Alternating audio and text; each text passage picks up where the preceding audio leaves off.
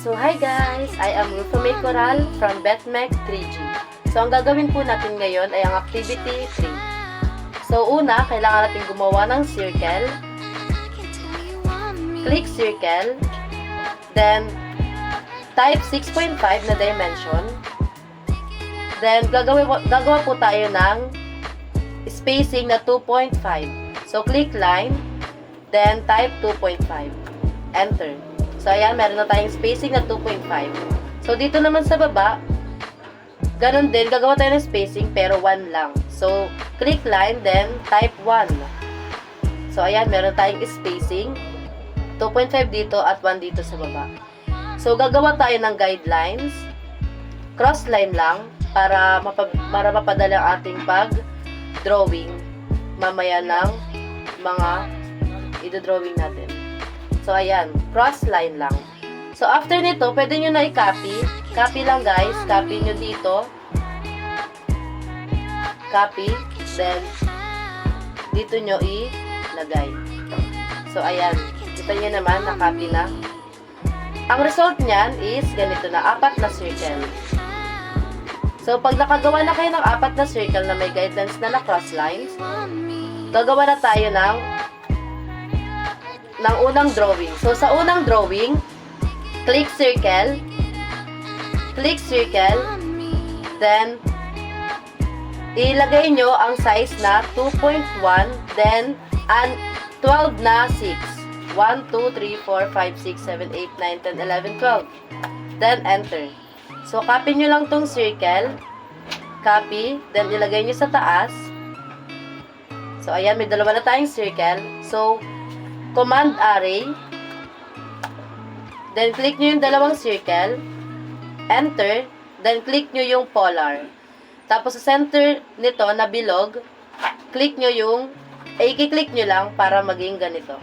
So ayan, meron na tayong ganitong circles. 1, 2, 3, 4, 5, 6, 7 na circles. The next is, i-trim nyo na yung line na ginawa nyo, yung guidelines na ginawa nyo, para malinis na tingnan. So, ayan, trim. So, ingat lang po sa pag-trim. So, ayan. Kita nyo naman. Diba? Perfect. Next is, pangalawang drawing. So, sa pangalawang drawing, gagawa tayo ng 16 na circles. So, click circle. Then, kayo na pong bahala. Yung tama lang na laki ng circle. So, ayan. Para magkasya siya dito sa bilog natin. Ayan. So, ganyan lang kalit ang ginawa kong circle. Then, copy nyo lang to. Tapos, 4 nito. 4 nito. Then, ESC. So, copy nyo tong 4 na circle. Copy. Copy. Then, dito sa gilid, lalagay tayo ng 4 na ganito. So, ayan. Meron na tayong 16 na circle. So, copy nyo lang tong lahat na circle. Click nyo pala to lahat na circle. Then, i-move natin siya dito papuntang center. So, click move. Ayan. Dapat center na center talaga. Then, enter. Ayan. So, nasa center na siya. Kailangan naman natin siyang i-rotate. Click nyo lahat ng circles. Then, click rotate. Tapos dito sa center, ganyan nyo lang siya. Hanapin nyo yung pagka-center nyo. So, ayan. Center. So, ayan. Meron na tayong ganito. Next naman natin is gagawin natin na i-scale natin siya para mag-swak siya dito sa ating bilog.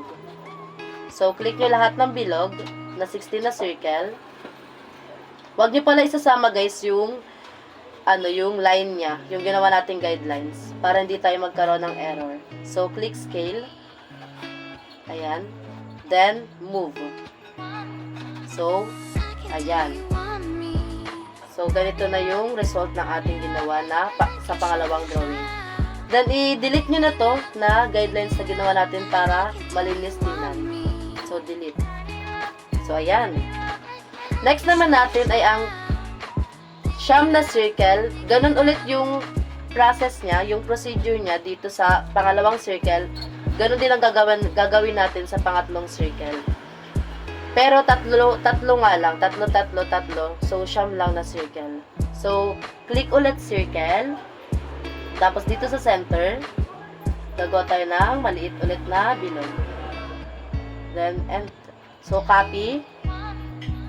Copy nyo lang. Tapos, lagyan natin tatlo lang. 1, 2, 3. Tapos, copy nyo ulit yung tatlong bilog. Then, lagyan natin sa gilid para maging 9 na circle. So, ayan. Then, click nyo lahat ng bilog. Lalagyan natin sa center.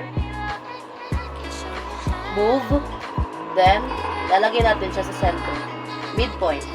So, ayan. After nyan, click nyo ulit yung bilog. Yung siyam na bilog. I-rotate natin siya. So, click, rotate. Then, ayan, center. So, ganyan ang kinalabasan niya, guys. After nyan, isi-scale natin ulit.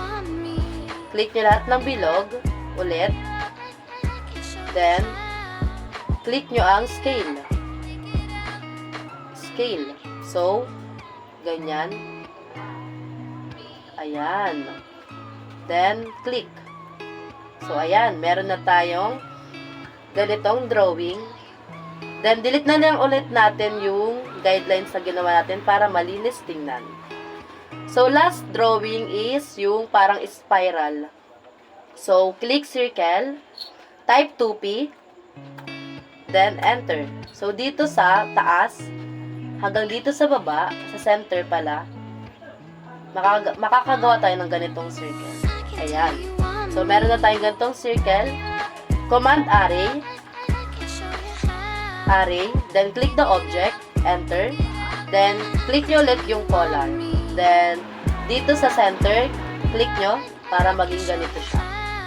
So, ayan po. Pero hindi dito nagtatapos yung drawing natin kasi kailangan natin ng 12 pieces, 12 circles. So, papalitan natin tong items na 12. So, ayan.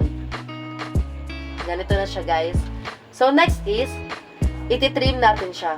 Pero, hindi natin siya matitrim hanggat di natin siya ine-explode. So, click nyo itong lahat na itong isang buong drawing. Then, type explode. Enter. Then, click trim.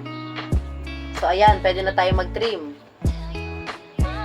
So, nakikita nyo naman, guys, pwede na tayo mag-trim. So, i-trim nyo lang natin to. Trim nyo lang to. Trim. Yung mga excess part lang para maging ganito na siya.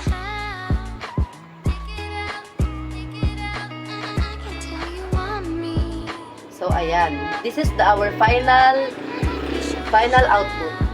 So, unang drawing, pangalawang drawing, pangatlong drawing, at last na drawing. So, ayan. Nakikita nyo naman, wala yang sobra. Malinis yan.